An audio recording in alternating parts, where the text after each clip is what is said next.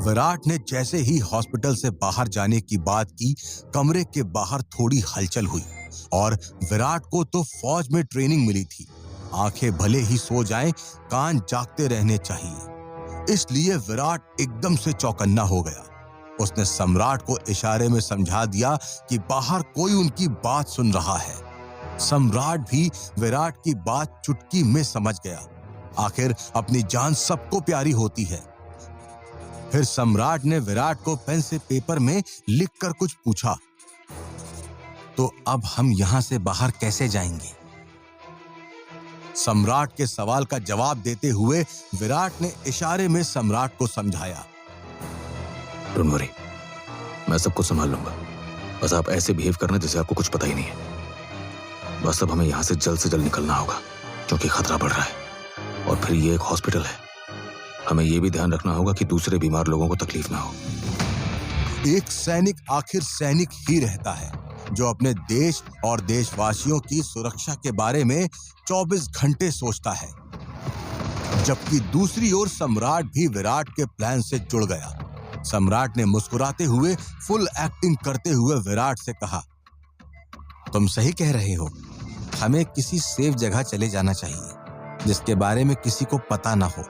लेकिन विराट, अगर हम अभी गए तो तुम्हारे इलाज का क्या होगा? हम तुम्हारा इलाज बीच में नहीं रोक सकते।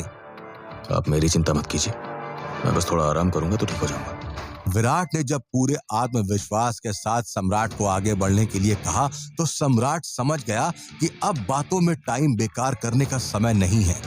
क्विक एक्शन लेते हुए सम्राट ने कहा, ठीक है, मैं अभी हमारे सेफ हाउस को रेडी करवा लेता हूं। सम्राट अपने काम में लग गया और विराट मुस्कुराता हुआ थोड़ी देर आंखें बंद करके आराम करने लगा। विराट के दिमाग में इस मुसीबत को कैसे हैंडल करना है, उस बात की प्लानिंग शुरू हो चुकी थी। कुछ देर बाद सम्राट ने विराट से कहा, चलो विराट, घर चलते हैं, सारी तैयारियां हो चुकी हैं। विराट ने देखा वो जो कोई भी था और कमरे में हो रही बातचीत सुन रहा था, वहां से जल्दी जल्दी में निकल गया। विराट ने सम्राट से कहा, आप चिंता न करें सम्राट सर, मैंने सब सोच कर रखा है। बस आप शनाया को समझा दीजिएगा कि ज्यादा सवाल न करे और जैसा मैं कहूं वैसा करती जाए, क्योंकि ये लोग कोई आम लोग नहीं है। सम्राट और विराट हॉस्पिटल के कमरे के बाहर निकले। दूसरी तरफ रिया ने देखा तहखाने में एक आदमी आया। वो आदमी अपने साथ एक और लेडी को लेकर आया था। वो लेडी पुलिस की वर्दी में थी। वर्दी पर लिखा हुआ था इंस्पेक्टर सुधा चंदन।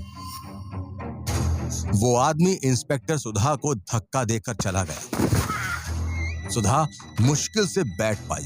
तभी रिया ने देखा सुधा के शरीर में बहुत चोट लगी हुई थी। रिया ने सुधा से पूछा, क्या तुम ठीक हो सुधा? सुधा ने रिया की ओर शक भरी निगाहों से देखते हुए सवाल किया, तुम्हें मेरा नाम कैसे पता? क्या तुम मुझे जानती हो? रिया ने कहा, नहीं, पर तुम्हारी वर्दी पर तुम्हारा नाम लिखा है तो पता चल गया। वैसे तुम्हें ये लोग यहाँ पकड़कर क्यों लाए हैं? रिया के सवाल पूछने पर सुधा ने जवाब ना देते हुए रिया से ही सवाल करते हुए पूछा, वैसे तुम कौन हो और इन लोगों ने तुम्हें क्यों पकड़ा है? रिया ने सुधा को अपनी कहानी सुनाते हुए बताया, मैं कैप्टन रिया हूं। मैं मिशन उड़ता गुलाल पर काम कर रही थी, लेकिन हमारे मिशन में आखिरी मोमेंट में कुछ गड़बड़ के कारण कैप्टन विराट और मेरे बीच में एक गलतफहमी हो गई, जिस कारण कैप्टन विराट के करियर पर सवाल उठ गए। जबकि मुझे भीतर से ऐसा लगा कि मिशन में कुछ तो था जो दिखाया अलग जा रहा था और उसकी हकीकत कुछ और ही थी। मैंने अपने तरीके से छानबीन शुरू की, जिसमें मुझे पता चला कि बिश्नोई में गुलाल नाम से नशीला पाउडर बनाया जा रहा है। मैं बिश्नोई आई और मैंने अपनी तरह से पता लगाया। एक गोदाम है जहां फूलों से इस गुलाल को बनाया जाता है। मैंने रिस्क उठाते हुए वो सारी रिकॉर्डिंग कर ली, लेकिन तभी दुश्मनों को मेरे बारे में पता चल गया। बस उस दिन से मैं भागती फिर रही थी, लेकिन आखिरी में पकड़ी गई। अब मुझे 24 घंटे दिए गए हैं। अगर मैं इन्हें वो रिकॉर्डिंग किया हुआ फोन नहीं देती हूं तो ये लोग मुझे गुलाल खिलाकर मार देंगे। रिया की बात सुनकर इंस्पेक्टर सुधा चंदन ने भी अपनी बात कहनी शुरू की। मैं भी पिछले 1 साल से इन गुलाल बनाने वालों के पीछे पड़ी हुई थी। सच कहूं तो मेरा 13 साल का लड़का अनिकेत कितना प्यारा, कितना होनहार था, पता नहीं कहां से उसे इस गुलाल की आदत लग गई। पहले तो घर से छोटी मोटी चीजें गायब होने लगी, फिर पैसे, और एक दिन जब अनिकेत मेरे गहने चुरा रहा था तब मैंने उसे रंगे हाथ पकड़ लिया। तो वो बोलने लगा, गुलाल नहीं मिलेगा तो मैं मर जाऊंगा। मैंने उसे कमरे में बांध दिया और कह दिया कि मेरे जीते जी मैं उसे यह जहर नहीं खाने दूंगी। तो अनिकेत ने पंखे से लटक कर अपनी जान दे दी। बस उस दिन से मैंने तय कर लिया था कि अब किसी और माँ का बच्चा इस गुलाल के कारण पंखे से लटक कर नहीं मरेगा। अपनी कहानी खत्म करते हुए सुधा ने रिया के हाथों से रस्सी खोल दी और कहा, मुझे लगता है भगवान ने हमें इसीलिए मिलाया है कि हम मिलकर इस गुलाल गैंग की छुट्टी कर दें। क्या कहती हो रिया? सुधा ने रिया के सामने दोस्ती का हाथ बढ़ाया और रिया ने भी इंस्पेक्टर सुधा का साथ कबूल कर लिया। बस अब इंतजार था कि कोई तहखाने में आए, और वही हुआ। तहखाने का दरवाजा खुला। जो आदमी सुधा को तहखाने में छोड़कर गया था वो सुधा और रिया के लिए खाना लेकर आया था। आदमी ने सुधा और रिया से कहा कि वो 15 मिनट के बाद प्लेट लेने आएगा, तब तक खाना खत्म हो जाना चाहिए। लेकिन तभी सुधा ने रिया को इशारा किया। वो रस्सी जिससे रिया को बांधा गया था, रिया ने उसी रस्सी को उठा लिया और खाना देने आए हुए आदमी को रस्सी से बांध दिया। उस आदमी ने छूटने के लिए बहुत कोशिश की, पर रिया और सुधा दोनों ने मिलकर उस आदमी को चेयर से बांध दिया और दोनों वहां से भाग निकले। वहां दूसरी तरफ हॉस्पिटल के लिफ्ट में जाते समय शनाया अपना मुंह बिगाड़े हुए खड़ी थी, जबकि सम्राट शनाया से प्लान के बारे में कुछ कहना चाहता था, पर विराट ने सम्राट को रोक लिया और कहा, आजकल की लिफ्ट भी कितनी एडवांस हो गई है ना सम्राट सर। अगर आप लिफ्ट में अटक जाओ तो 5 मिनट पे सबको पता चल जाता है। हर जगह कैमरे लगे होते हैं, है ना? विराट की होशियारी से इंप्रेस होते हुए सम्राट ने विराट की तारीफ करनी चाहिए, मगर तभी शनाया ने मुंह बिगाड़ते हुए कहा, प्लीज पापा, इसमें विराट ने कोई गजब वाली बात नहीं कही है, बल्कि हर जगह कैमरा होने के कारण हम लड़कियों की लाइफ कितनी रिस्की हो गई है। कहीं कोई दुकान में कपड़े ट्राई करने चेंजिंग रूम में गए और रिकॉर्डिंग हो गई तो? शनाया की बात तो सही थी, पर इस समय मुद्दा एकदम अलग था। लिफ्ट बेसमेंट में आ पहुंची थी और विराट को सहारा देते हुए सम्राट लिफ्ट से बाहर निकले, जबकि रिया और सुधा भी भागते हुए तहखाने से बाहर आ पहुंची थी। तभी सुधा ने रिया से कहा, अब कहां जाएंगे? दोनों साइड खुली सड़क है। सुधा की बात सुनते ही रिया ने कहा, चिंता क्यों करती हो? मैंने तहखाने से बाहर निकलते समय उस आदमी का मोबाइल ले लिया था। मोबाइल से नॉर्थ साउथ का पता लगा सकते हैं। रिया की ये बात सुनकर सुधा के माथे पर पसीना छा गया। सुधा ने रिया के हाथ से फोन लिया और चिंता भरी आवाज में कहा, ये तुमने क्या कर दिया? वो लोग जीपीएस से हमारी लोकेशन पता लगा लेंगे। मगर रिया ने हंसते हुए सुधा को बताया कि उन लोगों को मिलिट्री में पूरी ट्रेनिंग दी जाती है कि वो लोग दुश्मन के इलाके में जीपीएस सिस्टम से अपने आप को ट्रेस होने से कैसे बचा सकते हैं, इसलिए वो पकड़े नहीं जाएंगे। रिया की बात सुनकर सुधा खुश हो गई और फिर उसने रिया से कहा, तो एक काम करते हैं, पहले वहां जाते हैं जहां तुमने फोन छुपा कर रखा है, फिर हम उस रिकॉर्डिंग को पुलिस और मीडिया में हर जगह फैला देंगे और फिर गुलाल गैंग का गेम खत्म हो जाएगा। सुधा की बात सुनकर रिया को भी लगा कि यह सही तरीका है, लेकिन मुश्किल ये थी कि रिया ने जहां फोन रखा था वो जगह काफी दूर थी और पैसे दोनों के पास नहीं थे, तो उन्हें किसी से लिफ्ट लेनी होगी। रिया और सुधा रास्ते पर आती जाती गाड़ियों से लिफ्ट मांगने लगी। तभी एक ब्लैक गाड़ी आकर रिया और सुधा के पास खड़ी हो गई। दरवाजा खुला, रिया और सुधा दोनों गाड़ी में बैठ गए। गाड़ी में बैठते ही रिया ने थैंक्स कहते हुए कहा, आगे जोधपुर जाने के लिए जो सड़क मिलती है, हमें बस वहीं जाना है, वहां उतार देना। वहां होटल पद्मावती है, मेरा सामान पड़ा है, बस उसे लेना है। गाड़ी स्पीड में राजस्थान की सड़क पर चलने लगी। गाड़ी में एक राजस्थानी गीत बज रहा था। गाड़ी होटल पद्मावती के पास आकर रुक गई। रिया और सुधा भागते हुए पद्मावती होटल के काउंटर के पास पहुंच गई। रिया ने अपने रूम का नंबर बताते हुए कहा, 203 रूम नंबर से सामान लेना है। जैसे ही 203 नंबर के कमरे की बात आई, काउंटर वाले लड़के ने हल्ला मचा दिया। 203 नंबर का कमरा पिछले 6 दिन से बंद पड़ा है। पिछले 6 दिन का भाड़ा दो, फिर सामान मिलेगा। रिया ने सुधा की ओर देखा, क्योंकि पैसे तो थे नहीं, मगर दिमाग तो दोनों के पास था। सुधा ने हंसते हुए काउंटर वाले लड़के से कहा, अरे भैया, दे देंगे पैसे, ना हम कहीं भागे जा रहे हैं ना आप। वैसे पैसे कमरे में सामान के अंदर ही हैं, सामान दे दो, पैसे ले लो। काउंटर पर बैठे हुए लड़के के पास हाँ कहने के अलावा कोई और ऑप्शन ही नहीं था। उसने रिया के हाथ में 203 की चाबी थमा दी। रिया और सुधा दोनों भागती हुई रूम नंबर 203 के दरवाजे के पास पहुंच गए। रिया ने रूम का दरवाजा खोला और तुरंत अपना सामान देखने लगी, लेकिन सुधा से रहा नहीं गया। उसने रिया से उत्सुकता से पूछा, जल्दी करो ना रिया, वो फोन कहाँ है जिसमें रिकॉर्डिंग है? जैसे ही सुधा ने रिया से फोन की बात कही, रिया ने अपने सामान से एक बंदूक निकाली और सुधा के माथे पर रख दी।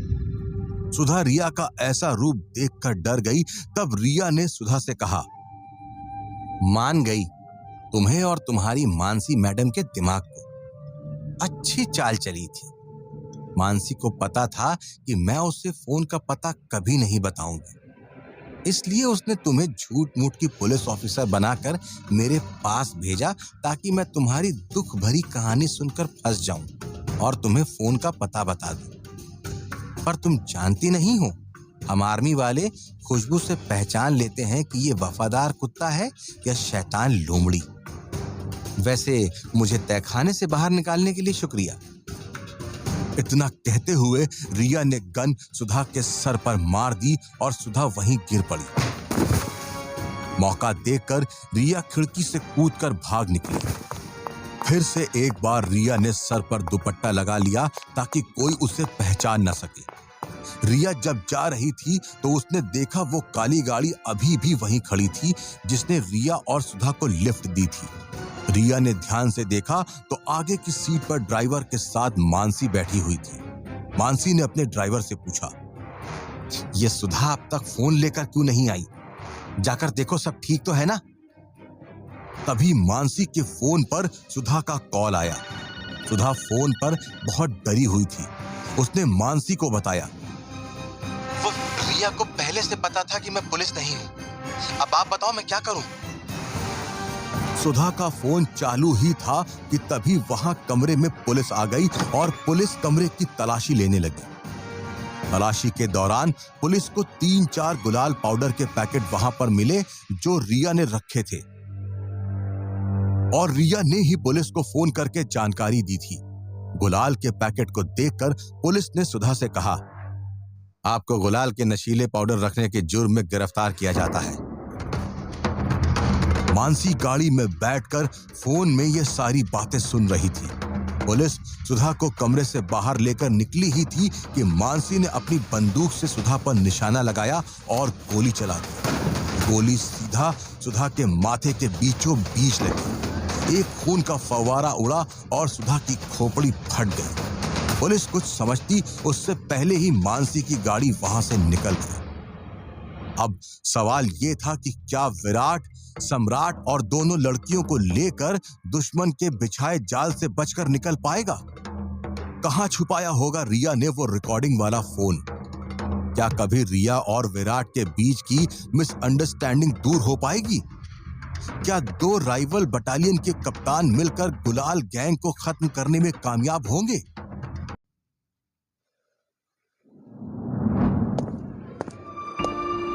लिफ्ट से बाहर आते समय हिमांशी ने देखा कि सम्राट विराट को सहारा दे रहा है, तो हिमांशी ने कहा, अरे ये क्या, विराट को मैं संभालती हूं। हिमांशी बेहद खूबसूरत थी। जब हिमांशी ने विराट की मदद करने की बात की तो एक पल के लिए विराट को ऐसा लगा कि वो बहुत लकी है जो हिमांशी विराट की इतनी फिक्र कर रही है। सभी लोग सम्राट की कार की तरफ बढ़ रहे थे, लेकिन तभी अचानक से विराट की नजर आसपास के लोगों पर पड़ी। विराट को कुछ लोग दिखे जो बहुत अजीब लग रहे थे। एक आदमी अखबार पढ़ रहा था, लेकिन विराट ने जब ध्यान से देखा तो उस अखबार पर एक खबर की हेडलाइन थी जो कि 2 दिन पहले की थी, क्योंकि वो आदमी एक पुराना अखबार पढ़ रहा था, जिस वजह से विराट को उस पर शक हो गया। विराट ने सम्राट के साथ साथ चलना शुरू कर दिया। तभी विराट ने सम्राट से कहा, मैं आपसे कुछ कहूंगा, लेकिन आप रुकना मत, सभी लोग चलते रहना, ओके? हॉस्पिटल में कोई है जो हम पर नजर रख रहा है और मुझे लगता है ये लोग आपके लिए ही यहाँ पर आए हैं, इसलिए चुपचाप आगे बढ़ते रहिए। अब मेरा प्लान सुनिए। मैं और हिमांशी जाकर आपकी कार में बैठेंगे, आप और शनाया आपके बॉडीगार्ड्स की कार में बैठना। हमें ये सब जल्दी जल्दी करना होगा, इससे पहले कि कोई हमें देख ले। उम्मीद है पार्किंग में कोई नजर रखने के लिए नहीं होगा, क्योंकि वहां पर पहले से आपके बॉडीगार्ड्स होंगे। ये लोग हम पर हमला करने वाले, लेकिन ये यहाँ पर हमला नहीं करेंगे। विराट की बात सुनकर सम्राट बहुत ज्यादा डर गया, लेकिन फिर भी सम्राट ने चलना बंद नहीं किया। सभी लोग पार्किंग में आ गए। विराट ने जैसा कहा था, सम्राट ने वैसा ही किया। सम्राट ने शनाया से कहा, शनाया तुम मेरे साथ बॉडीगार्ड्स की कार में चलो। यह सुनकर शनाया ने कहा, लेकिन पापा हम इस कार में क्यों जाएंगे? यह तो बॉडीगार्ड की कार है ना? सम्राट ने शनाया से कहा, चुपचाप जैसा कह रहा हूं वैसा करो, हमारे पास ज्यादा टाइम नहीं है। सम्राट और शनाया कार में बैठ गए। वहीं विराट और हिमांशी भी सम्राट की कार में आ चुके थे। जब विराट सम्राट की लग्जरी कार में बैठा तो वो समझ गया कि इस कार पर अच्छा खासा खर्च किया गया है। सम्राट की कार बुलेट प्रूफ थी और उस कार का इंजन भी मॉडिफाइड था, क्योंकि बुलेट प्रूफ गाड़ी बनाने के लिए कार पर अलग से बहुत सारा स्टील लगाया गया था, जिस वजह से कार का वजन बढ़ गया था। कुल मिलाकर सम्राट की कार में सम्राट को कुछ नहीं हो सकता था। कार में बैठकर विराट ने कार में रखा वॉकी टॉकी उठाया और बॉडीगार्ड से कहा, ओके, हम नॉर्मल अरेंजमेंट फॉलो करेंगे। मेरी कार बीच में होगी और जिस कार में सम्राट सर है वो कार मेरे आगे होगी और आखिरी कार मेरे पीछे, ओके? विराट जिस कार में था वो बहुत तेज थी, वहीं सम्राट के बॉडीगार्ड्स की कार भी बहुत तेज थी, इसलिए विराट को स्पीड की चिंता नहीं थी। कार में हिमांशी ने विराट से कहा, तुम्हारी जॉब कितनी बोरिंग है विराट, मैं तो जरा सी देर में ही बोर हो गई। इस बात पर विराट ने हिमांशी से हंसते हुए कहा, रुको जरा, सब्र करो, अभी थोड़ी ही देर में तुम्हारी सारी बोरियत दूर हो जाएगी, बस देखती जाओ। इतना कहकर विराट ने वॉकी टॉकी पर बाकी कार्स के ड्राइवर से कहा, हम शहर के अंदर 60 to 80 किलोमीटर की स्पीड पर चलेंगे, उसके बाद की स्पीड मैं बताऊंगा। ध्यान रहे, जैसे ही मैं स्पीड बढ़ाने के लिए कहूं वैसे ही स्पीड बढ़ा देना। आज एक सेकंड बहुत नाजुक है। विराट की बात सुनने के बाद तीनों कार्स अस्पताल से बाहर निकली।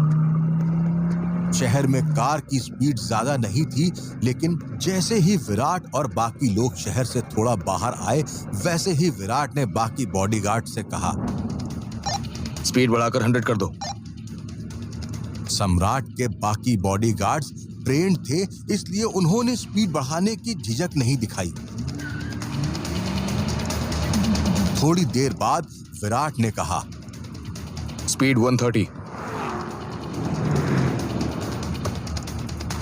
सभी कारें अब 130 किलोमीटर पर आवर की स्पीड से चलने लगी।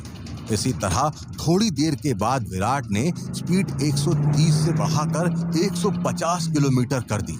विराट की स्पीड को बढ़ता हुआ देखकर बाकी कार के ड्राइवर्स थोड़ा अजीब महसूस करने लगे, लेकिन विराट के स्पीड बढ़ाने के पीछे एक कारण था। विराट ने ऐसा इसलिए किया क्योंकि वो देखना चाहता था कि कौन है जो सम्राट का पीछा कर रहा है। हर बार स्पीड बढ़ाने के बाद विराट पीछे देख रहा था कि कौन सी कार की स्पीड सम्राट के कॉन्वॉय के साथ बढ़ रही है। थोड़ी देर बाद विराट ने बॉडीगार्ड से कहा, अब हाईवे आ चुका है, स्पीड 200। दोनों ड्राइवर ने स्पीड बढ़ा दी और इस बार जब स्पीड इतनी ज्यादा तेज थी तब विराट ने पीछे मुड़कर देखा तो विराट को 3 काले रंग की एसयूवी दिखी।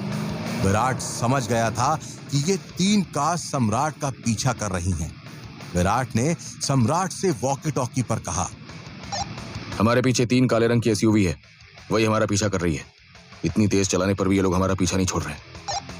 ये सुनकर सम्राट घबरा गया और उसने विराट से पूछा, अब हम क्या करेंगे विराट? जिस तरह से ये लोग हमारा पीछा कर रहे हैं उसे देखकर मुझे लगता है कि इनके पास जरूर कोई दूसरा प्लान है, वरना अब तक ये लोग हम पर हमला कर चुके होते। एक काम करते हैं। विराट ने दोनों ड्राइवर्स को कार की पोजीशन चेंज करने के लिए कहा। जो गाड़ियां पहले विराट के आगे पीछे थीं, अब वो दोनों गाड़ियां विराट के साइड में चल रही थी। जैसे ही पीछे चल रही 3 ब्लैक एसयूवी में बैठे लोगों ने ये देखा तो वो समझ गए कि सम्राट के बॉडीगार्ड्स को शक हो चुका है। इसलिए सम्राट को किडनैप करने वाले लोगों ने अपना बैकअप प्लान एक्टिवेट कर दिया। अचानक विराट ने देखा कि सामने एक बहुत लंबा ट्रक पास के रास्ते से रोड पर आ रहा है। विराट समझ गया था कि वो ट्रक रोड ब्लॉक करने के लिए ही बुलाया गया है। इसलिए विराट ने बाकी दोनों ड्राइवर्स से कहा, अब स्पीड जितना हो सके उतनी बढ़ा दो और जल्द से जल्द सम्राट सर और शनाया को लेकर यहाँ से निकल जाओ। मुझे लोकेशन भेज देना, मैं आप लोगों से वहीं मिलूंगा। दोनों ड्राइवर्स ने विराट की बात मान ली और वो अपनी स्पीड बढ़ाकर आगे बढ़ गए।